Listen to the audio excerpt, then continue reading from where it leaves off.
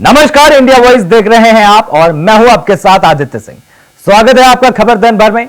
तो चलिए सबसे पहले बात करते हैं 2024 लोकसभा चुनाव में यूपी में बीजेपी का खराब प्रदर्शन रहा। यूपी को बीजेपी का गढ़ कहा जाता है, लेकिन प्रदेश में निराशाजनक प्रदर्शन के बाद से पार्टी के कार्यकर्ताओं और नेताओं में मायूसी देखी जा रही है। इस बीच यूपी के बीजेपी प्रदेश अध्यक्ष भूपेंद्र चौधरी ने प्रधानमंत्री नरेंद्र मोदी से मुलाकात की। यह मुलाकात करीब 1 घंटे तक चली। इसमें प्रदेश में पार्टी के खराब प्रदर्शन को लेकर चर्चा हुई। तो वहीं मुलाकात के बाद भूपेंद्र चौधरी ने आला कमान के सामने यूपी में खराब प्रदर्शन की नैतिक जिम्मेदारी ली, जिसके बाद यूपी की सियासत में हलचल होना शुरू हो गया है। वहीं आपको बता दें कि हाल ही में लोकसभा चुनाव के नतीजों के बाद लखनऊ में बीजेपी की बैठक हुई थी, जिसमें प्रदेश के मुख्यमंत्री योगी आदित्यनाथ ने कार्यकर्ताओं का हौसला बुलंद करते हुए कहा था कि बैकफुट पर आने की जरूरत नहीं है। वहीं इस मीटिंग में प्रदेश के डिप्टी सीएम केशव प्रसाद मौर्य ने बड़ा बयान देते हुए कहा था कि जो आपका दर्द है वही मेरा भी दर्द है। तो वहीं बीजेपी में संगठन सरकार से बड़ा है, बड़ा था और हमेशा रहेगा।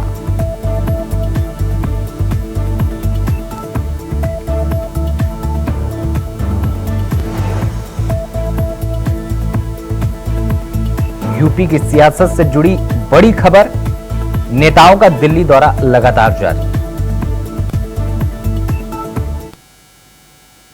तो चलिए आपको सुनाते हैं बीजेपी नेताओं का बयान।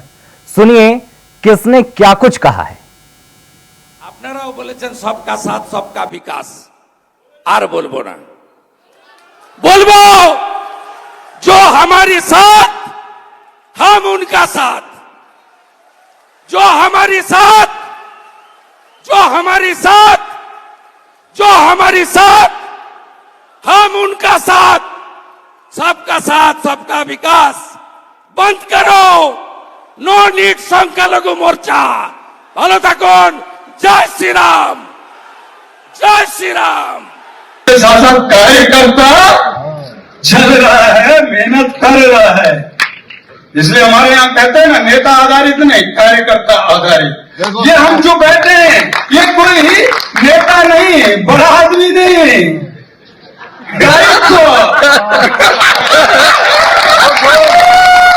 आज तू है तो कल मैं हूँ, आज मैं हूँ तो कल तू है। सबसे पीछे वाला यहाँ बैठ गया, यहाँ वाला पीछे बैठ गया,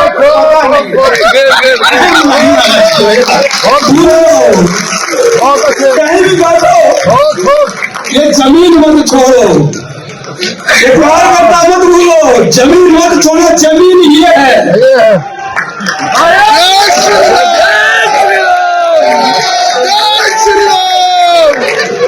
हम किसी के अगर पे कहीं कहीं कहीं हो रही हो।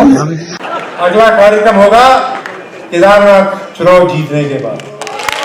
कठिन चुनाव है, कठिन चुनाव है, कठिन चुनाव है, आसान मत समझना।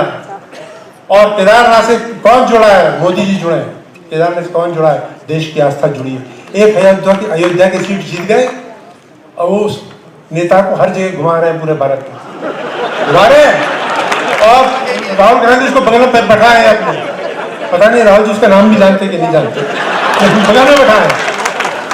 केदारनाथ की सीट जो हमारा व्यक्ति जीतेगा वो देश भर में जाके बताएगा, उसकी छवि बन जाएगी। और मैं हर व्यक्ति से अनुरोध करूंगा, पार्टी से अनुरोध करूंगा कि बड़ा सोच समझ के उम्मीदवार तय कीजिएगा, बहुत सोच समझ करके लोगों का संचालन दीजिएगा और हर पोलिंग बूथ को युद्ध की तरह लड़ना, तब जाकर के हम अपना बद्रीनाथ का सम्मान वापस लाएंगे। सरकार गरीबों का ही उत्थान करने के लिए है और गरीब के लिए हर चीज के है, लेकिन कहना नहीं चाहिए, इसमें हमारे अधिकारी लोग फेल करने में लगे हैं। जैसे यहीं पर आप देख लीजिए, जनप्रतिनिधि चाहे छोटा हो चाहे बड़ा हो, ये पूरे क्षेत्र का एक कार्यक्रम है। सभी को सभासद को कम से कम बुलाना चाहिए, लेकिन सभासद को सूचना देने का किसी भी तरह से कोई ये नहीं किया गया, ये बहुत गलत बात है। आज विंध्याचल में कार्यक्रम हुआ, मुझे कहने में कोई गुजार नहीं है। अधिकारी लोग इस समय मिर्जापुर के मनमाने हो चुके हैं। मुझे सदन में भी इसको आवाज उठाना है। पूर्ण रूप हो चुके, मुझे मेरे बगल में 200 मीटर दूर हो रहा है, मुझे 8 बजे रात आदेश दिया जा रहा है कि आपको आना है। इस हिसाब से अधिकारी लोग कर रहे हैं। अब ये नहीं चलेगा। जनप्रतिनिधियों का और कार्यकर्ताओं का अगर अपेक्षा करेंगे, अब आप लोगों का भला नहीं होगा। ये इसके लिए मैं बात करेंगे, ये आप लोग ठीक नहीं कर रहे हैं। जय मातृ जय। तो वहीं उपचुनाव को लेकर सपा अध्यक्ष अखिलेश यादव का बयान सामने आया है, जिसमें उन्होंने उपचुनाव में जीत का दावा किया है। अखिलेश यादव ने कहा कि उपचुनाव में बेहतर परिणाम आएंगे, कुर्सी की लड़ाई में जनता परेशान है। जिसके साथ ही उन्होंने कहा कि सीएम ने खुद माना कि दलाली हो रही है। और क्या कुछ उन्होंने कहा, आइए आपको सुनाते हैं। बाराबंकी और आसपास के क्षेत्रों में भी इनके सहयोगी साथियों ने बहुत ईमानदारी के साथ समाजवादी पार्टी और इंडिया गठबंधन और पीडीए की लड़ाई को मजबूत करने का काम किया है। मैं इन सभी साथियों का बहुत बहुत धन्यवाद देता हूं। हमें उम्मीद है कि आने वाले समय में इनके साथी सहयोगी और समाजवादी पार्टी के साथ मिलकर के समाजवादी आंदोलन को और मजबूत बनाने का काम करेंगे। हाल ही में जो सरकार फैसले ले रही है, ये सरकार जो आपस में लड़ रही है, इनके फैसले भी जल्दीबाजी के हैं। ये फैसला स्थगित नहीं होना है। स्थगित का मतलब यह है कि कभी भी सरकार इसको लागू कर सकती है। तो ये फैसला निरस्त हो, तभी हमारे शिक्षकों की असली मदद होगी। वहीं ये जहां कमजोर पड़े हैं, लखनऊ में और सरकार में ये कमजोर पड़े हैं, इसलिए इन्होंने ध्वस्तीकरण का अपना फैसला टाला है। ये फैसला ही टाला है। ये फैसला हमेशा हमेशा के लिए खत्म नहीं हुआ है। इसलिए शिक्षकों के लिए जो ऑनलाइन डिजिटल अटेंडेंस थी, वो स्थगित नहीं, निरस्त हो। और हम सावधान करना चाहते हैं की जनता को भी कि भारतीय जनता पार्टी के लोग आपस में लड़कर के और कुर्सी की लड़ाई में पूरा एडमिनिस्ट्रेशन खत्म कर दिया है। जहां इन्हीं के विधायक, इन्हीं के लोग आरोप लगा रहे हैं कि भ्रष्टाचार चल रहा है।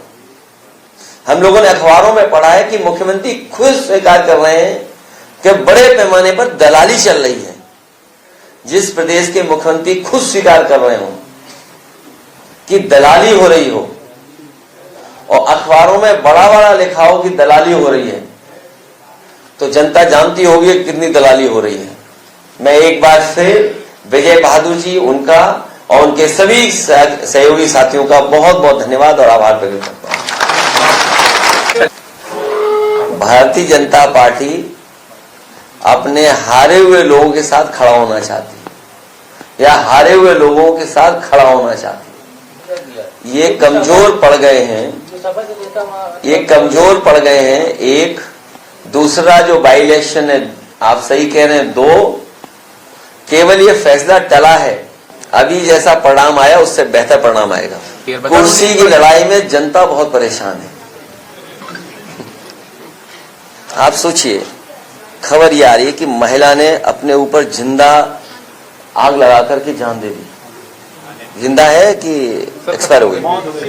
आप सोचिए, आप लोग खुद सोचिए कि एक महिला अपना न्याय मांगने गई और उसने आत्मदाह कर दिया और थाने में पुलिस वहां थी, प्रशासन क्या कर रहा था वहां पर? और इनके विधायक खुद आरोप लगा रहे हैं और मुख्यमंत्री खुद स्वीकार कर रहे हैं दलाली हो रही है। तो सवाल ये, जनता ये भी तो सुनना चाहेगी या जानना चाहेगी कि अगर मुख्यमंत्री महसूस कर रहे हैं कि दलाली हो रही है, तो जो दलाली कर रहे हैं उन पर कार्रवाई क्या कर रहे हैं? जिस विभाग के बारे में वो आरोप लगा रहे हैं, वो विभाग तो सबसे करीब है उनके। अब सदस्य आप नहीं तो आपको बना देता। मेरी इच्छा है कि आप ही बन जाओ, तो आप पक्ष अच्छा रखोगे हमारा, क्योंकि अंदर की भी बात आप जान रहे होगे। बाढ़ के अलावा देखिए, इसीलिए मैंने कहा ये सरकार कुर्सी के चक्कर में जनता को अपने हाल पे छोड़ दिया। कोई कह रहा है कि इतने गांव हैं बाढ़ की चपेट में, 1400 गांव। कोई अखबार लिख रहा है 900 गांव हैं बाढ़ की चपेट में। सच्चाई कम से कम ये सरकार बताए कि आखिरकार कितने गांव हैं चपेट में, क्या उनकी मदद हो रही है। कल सरकार कह देगी कि बाढ़ आई नहीं क्योंकि बाढ़ का पानी निकल जाएगा। जब जरूरत थी तो सरकार कहां थी? और जब मुख्यमंत्री जी के अपने गृह जनपद में बाढ़ हो, पूरा गोरखपुर में पानी भरा था, अब 2 दिन में बाहर निकल गया। तो जब मदद की जरूरत थी तब सरकार कहां थी? तो खबरों का सिलसिला यूं ही जारी रहेगा, लेकिन फिलहाल वक्त हो चला एक छोटे से ब्रेक का। जल्द लौटेंगे। ब्रेक के बाद एक बार फिर स्वागत है आप सभी का। तो आप बात करेंगे, यूपी में सियासी पारा चढ़ गया है। एक तरफ लखनऊ से लेकर दिल्ली तक बीजेपी नेताओं के बीच बैठकों का दौर जारी है, तो दूसरी तरफ यूपी के डिप्टी सीएम केशव प्रसाद मौर्य को लेकर तरह तरह की अटकलबाजी चल रही है। इस बीच सपा अध्यक्ष अखिलेश यादव ने भाजपा पर अंदरूनी झगड़ा का आरोप लगाया। उन्होंने कहा कि बीजेपी दलदल में धंसती जा रही है। वहीं अब डिप्टी सीएम केशव प्रसाद मौर्य ने सपा अध्यक्ष अखिलेश यादव पर पलटवार किया है। केशव मौर्य ने सोशल मीडिया एक्स पर पोस्ट करते हुए लिखा कि भाजपा की देश और प्रदेश दोनों जगह मजबूत संगठन और सरकार है। सपा का पीडीए धोखा है। यूपी में सपा के गुंडाराज की वापसी असंभव है। भाजपा 2027 विधानसभा चुनाव में 2017 दोहराएगी। उत्तर प्रदेश में सियासत लगातार जारी है। वार पलटवार का दौर भी जारी है।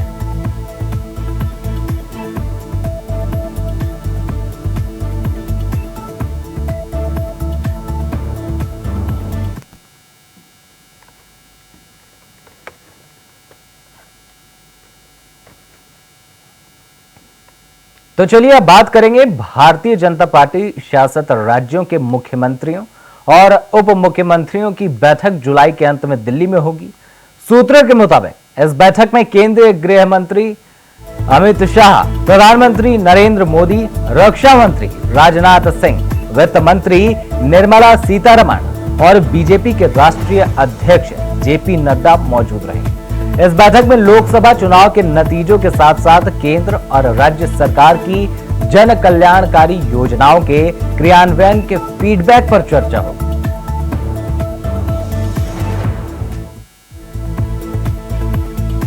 तो कई सारे मुद्दे चर्चा के लिए एक बड़ी बैठक होने वाली है।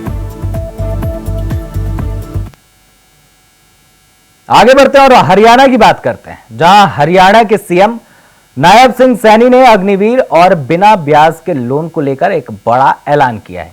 मुख्यमंत्री ने कहा कि कांग्रेस अग्निवीर योजना को लेकर दुष्प्रचार कर रही है। यह प्रधानमंत्री नरेंद्र मोदी की बहुत अच्छी योजना है। इससे स्किल्ड युवा तैयार होंगे। इससे युवाओं की 4 साल की मेहनत बेकार नहीं जाएगी। उनके लिए पुलिस और फॉरेस्ट विभाग आदि में सीधी भर्ती का प्रावधान भी किया है।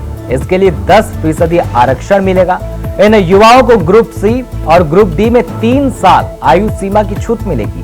पहले बैच के लिए 5 साल की छूट मिलेगी और अगर कोई निजी कंपनी किसी अग्निवीर को 30,000 रुपए वेतन देती है तो सरकार उस कंपनी को 60,000 वार्षिक सब्सिडी भी देगा और साथ ही अग्निवीरों को आर्म्स लाइसेंस भी दिया जाएगा।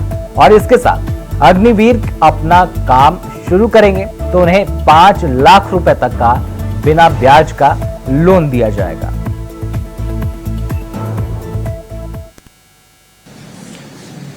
सरकार की आदरणीय प्रधानमंत्री जी की ये बहुत ही लोकहित की योजना है।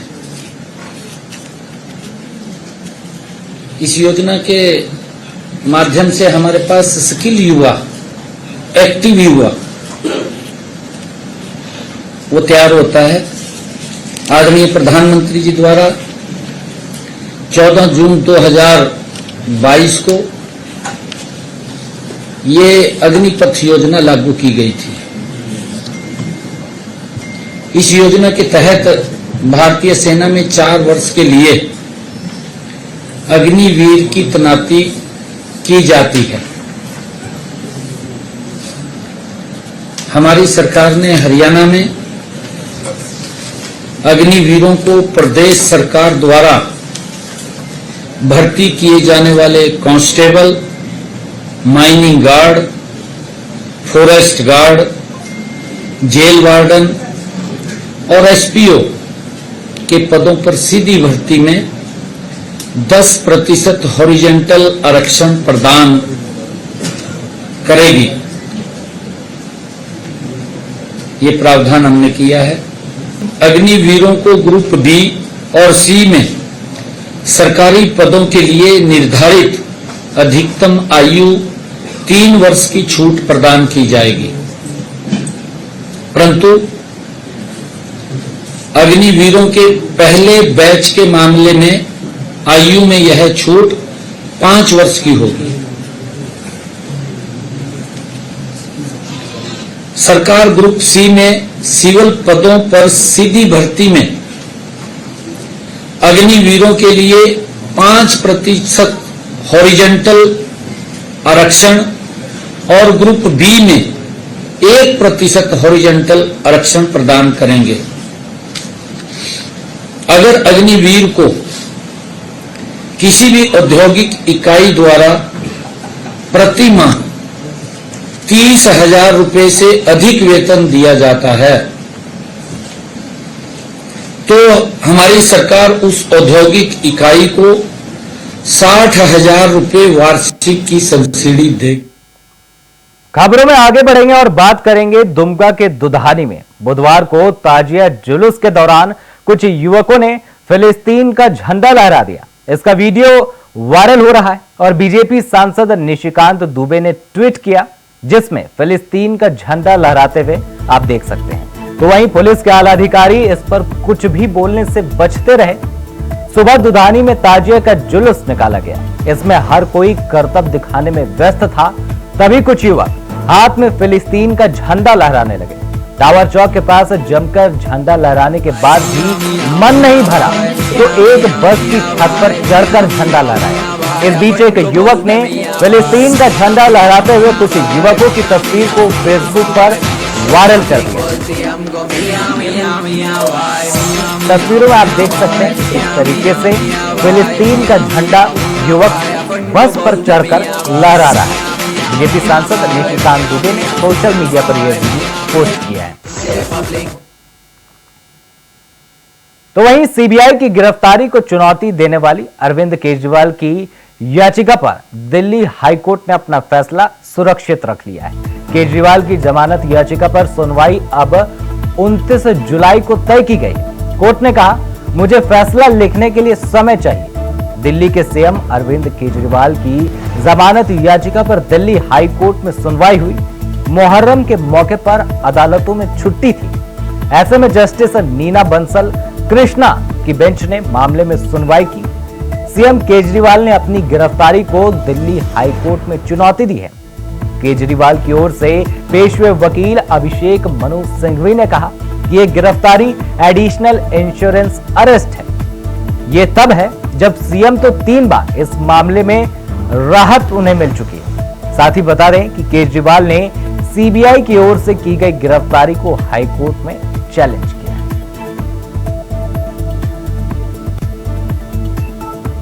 तो फिलहाल अगली डेट रखी गई है कोर्ट के द्वारा। आगे बढ़ते हैं और बात करेंगे माफिया अतीक अहमद की। 50 करोड़ की बेनामी संपत्ति अब राज्य सरकार की हो गई। इन अवैध और बेनामी संपत्ति को पुलिस कमिश्नरेट प्रयागराज ने गैंगस्टर एक्ट में नवंबर 2023 में कुर्क किया था।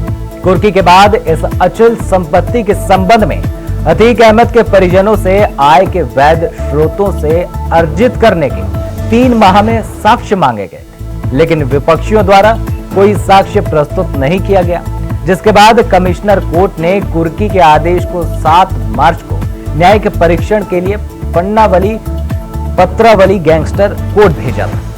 इस पर गैंगस्टर कोर्ट ने कुर्की के आदेश को सही माना है। गैंगस्टर कोर्ट ने भी पुलिस कमिश्नर कोर्ट के निर्णय को पुष्ट करते हुए बेनामी संपत्ति को राज्य सरकार के पक्ष में निहित किए जाने के आदेश दिए। माफिया अतीक अहमद से जुड़ी बड़ी खबर। 50 करोड़ की संपत्ति कुर्क। आगे बढ़ते हैं और बात करेंगे सुप्रीम कोर्ट के तलाकशुदा महिलाओं को गुजारा भत्ता देने के फैसले के बाद सियासत लगातार जारी है और all India Muslim personal law की आपत्ति के बाद संभल से धर्मगुरु मौलाना मोहम्मद मियां ने भी अपनी प्रतिक्रिया दी है, जिसमें उन्होंने कहा है कि सुप्रीम कोर्ट के फैसले पर आपत्ति तो नहीं होनी चाहिए।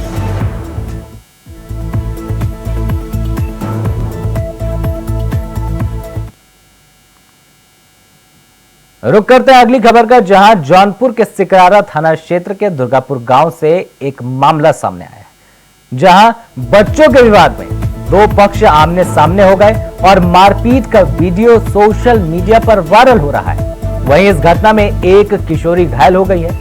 फिलहाल पुलिस मामले की जांच में जुटी हुई है।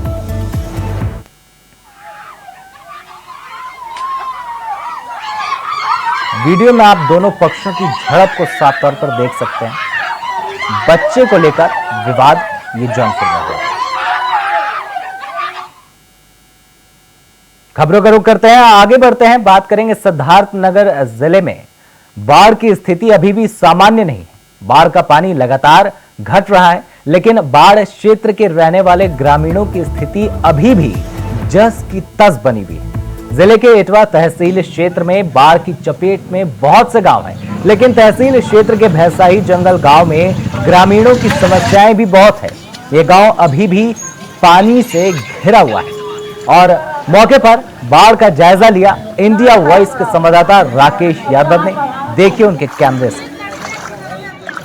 इस समय हम सिद्धार्थनगर जिले के भैंसहिया गांव में खड़े हैं, जहां बाढ़ से चारों तरफ तबाही मचा हुआ है। लोगों के घरों में पानी घुस गया है, खाने तक की नौबत है। अपने जानवरों और अपने बच्चों को लेके वो बंधे पर बसर कर रहे हैं। ऐसे में कई लोग बीमार भी मिले, जिनकी स्वास्थ्य सेवाएं यहां नहीं उपलब्ध है। ऐसे में उनसे जब पूछा गया तो उनका कहना है कि स्वास्थ्य तक की भी कोई व्यवस्था नहीं की गई, न खाने पीने की व्यवस्था की गई है। ये नेपाल की नदियाँ जो उफान पे होती हैं तो ये तबाही मचाती हैं, और ये भैंसहिया गांव है जहां पे लोग तबाह हैं 15 दिनों से, लेकिन कोई भी सुविधा यहां बता रहे हैं नहीं उपलब्ध है। कच्ची, आप बताओ कितने दिनों से बाढ़ है यहाँ? आज 15 दिन से 20। क्या व्यवस्था की गई सरकार द्वारा? कुछ नहीं व्यवस्था है, कौनो व्यवस्था नहीं की गई। स्वास्थ्य को लेके क्या व्यवस्था की गई है? किथों का स्वास्थ्य को लेके बीमार हो रहे हैं जो लोग, उसको लेके कुछ नहीं। डॉक्टर आवत दवाई दे देता, नहीं आवत कभी आवत कभी होते नहीं है। और लोग भी हैं, उनसे बात करते हैं। आप बताइए क्या व्यवस्था हो रही है जो बीमार हो रहे हैं? बीमार हो रहे हैं तो टेबलेट का सही नहीं हो रहे हैं, बीमारी खाली टेबलेट दिया था। परेशानी रहता है तो हम लोग को कोठिया या कठेला बाजार लेके जाना पड़ता है। ऐसे में इनका कहना है कि कोई भी व्यवस्था स्वास्थ्य की और खाने पीने की नहीं है। मैं चाहूँगा कैमरामैन से जो गांव डूबे हुए हैं, जो घर डूबे हैं, उन्हें दिखाए किस तरह से लोग परेशान हैं। छतों पे लोग खड़े होकर अपना बसर कर रहे हैं, पन्नी लगा के बंधे पर, और जो है हर जगह इस तरह से घर में चारा बना बना सब है। घरों में बता रहे हैं यहाँ के लोग कि जो है पन्नी लगा के हम लोग अपना बसर कर रहे हैं। ऐसे में यहाँ बंधे पे लोग अपने जानवरों और अपने बच्चों को लेके जो है वहाँ व्यवस्था किए हुए हैं, पन्नी लगा के रह रहे हैं। अब ऐसे में उनका कहना है कि जो खाने पीने की जानवरों के सामान थे वो भी इस बाढ़ में बह गया है। ऐसे में अब देख सकते हैं किस तरह से लोग पन्नी में बसर कर रहे हैं। सिद्धार्थनगर से राकेश यादव, इंडिया वॉइस। तो फिलहाल खबर दिन भर में इतना ही। इंडिया वॉइस पर खबरों का सिलसिला यूं ही जारी रहेगा। तमाम देश और दुनिया की बड़ी खबरों के लिए देखते रहें इंडिया वॉइस। धन्यवाद।